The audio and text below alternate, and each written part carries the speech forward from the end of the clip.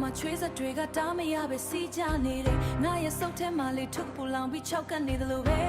အိမ်ခန်းထဲမှာထိုင်နေရင်ငါပြန်ကြည့်မိတယ်ဘယ်သူမှမမြိုင်တဲ့မိကိုငါပြန်ကြည့်မိတယ်ဘယ်သူမှမမြင်နိုင်တဲ့မိရှန်ငါကိုဝါမျိုးနေပြီ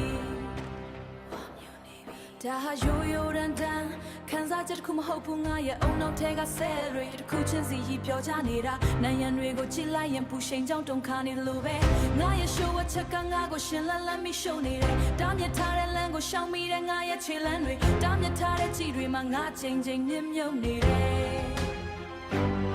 နစ်မြုပ်နေတယ်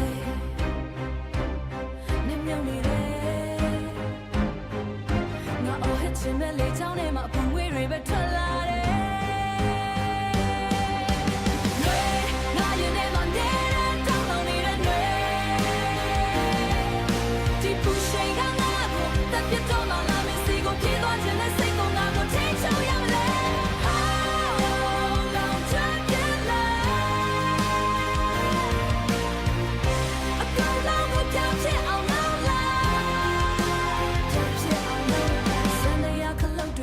ငါလက်ချောင်းတွေတုံရီနေတဲ့သချင်းတစ်ပုတ်ကိုရေးဖို့ကြိုးစားမဲ့စာလုံးတွေကမိခိုးတွေပဲ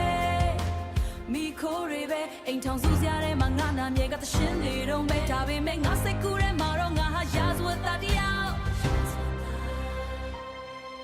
စင်ပြေရလာလို့မေမေခါငါအတင်ပြုံးပြလိုက်တယ်အဲ့ဒီအပြုံးနောက်မှာအပူချိန်ကတစ်ထောင်ကျော်နေပြီငါဟာတယောက်ဆောင်ကောင်းတယောက်ဖြစ်လာတာကြောက်စရာပဲငါရဲ့တင်ငိမ်မှုကအတုတ်ရောင်တွေပဲဖြစ်နေတာဒါဟာ